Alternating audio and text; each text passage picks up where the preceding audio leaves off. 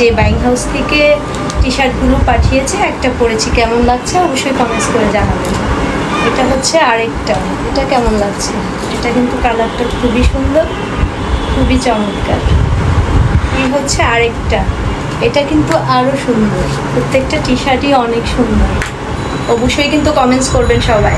এটা হচ্ছে স্কার্টটা, যে স্কার্টটা দিয়েছে এটা কেমন হয়েছে অবশ্যই জানাবেন সবাই।